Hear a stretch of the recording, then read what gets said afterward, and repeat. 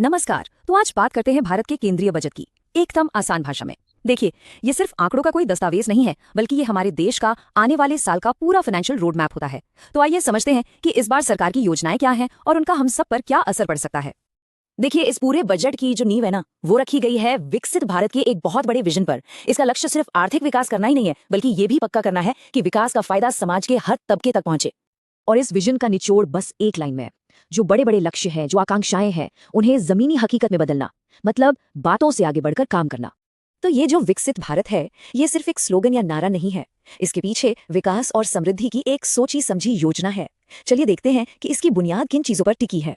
इस पूरी रणनीति के 3 मजबूत स्तंभ हैं। पहली बात, ग्रोथ की जो रफ्तार है वो बनी रहनी चाहिए, उसमें कोई कमी ना आए। दूसरी, फिजूल खर्ची पर रोक, मतलब सरकार अपने खर्चों को कंट्रोल में रखे। और तीसरी और सबसे जरूरी बात, महंगाई, उसे काबू में रखना। चलिए अब जरा गहराई में उतरते हैं और एक बहुत ही दिलचस्प बात जानते हैं। आखिर ये बजट होता क्या है और इसका जिक्र हमारे संविधान में कहां और कैसे है। इसकी कानूनी नींव को समझना बहुत जरूरी है। एक मजेदार बात यह है कि बजट शब्द हमारे संविधान में कहीं लिखा ही नहीं है। जी हाँ, इसे आधिकारिक तौर पर वार्षिक वित्तीय विवरण या एनुअल फाइनेंशियल स्टेटमेंट कहा जाता है। ये सरकारी कमाई और खर्च का एक जरूरी सालाना हिसाब किताब होता है।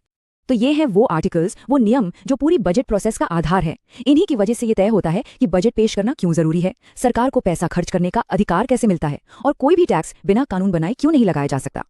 अब बजट को और आसानी से समझने के लिए इसे 2 हिस्सों में बांट सकते हैं। इसे ऐसे समझिए, रेवेन्यू बजट जो है वो है घर का महीने का खर्चा, जैसे सैलरी, सब्सिडी, पेंशन। वहीं दूसरी तरफ कैपिटल बजट है लंबी अवधि का निवेश, जैसे सड़क, स्कूल या अस्पताल बनाना, मतलब जिससे देश के लिए कोई संपत्ति बनती हो।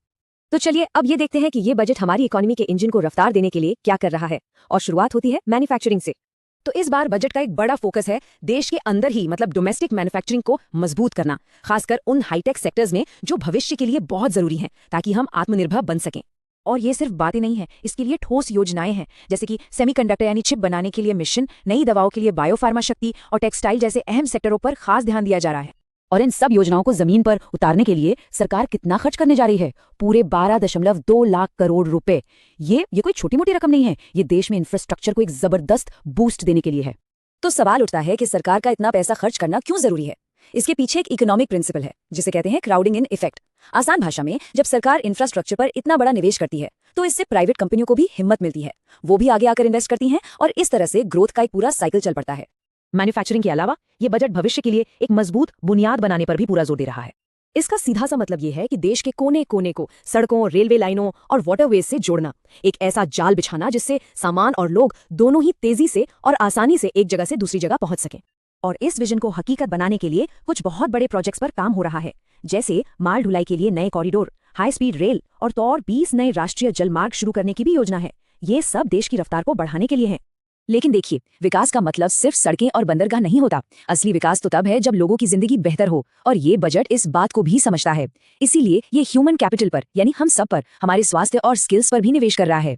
जैसे कि स्वास्थ्य के क्षेत्र में आयुष सुविधाओं को अपग्रेड किया जा रहा है और मेंटल हेल्थ के लिए नए संस्थान खोले जा रहे हैं। दिव्यांगजनों के लिए खास स्किल डेवलपमेंट प्रोग्राम है, और टूरिज्म को बढ़ावा देने के लिए हमारे ऐतिहासिक स्थलों को और बेहतर बनाया जा रहा है।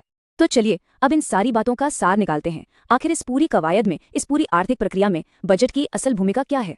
तो इतनी सारी योजनाओं, इतने सारे आंकड़ों के बाद सबसे बड़ा सवाल यही है कि इससे हमें क्या समझना चाहिए, इसका निचोड़ क्या है।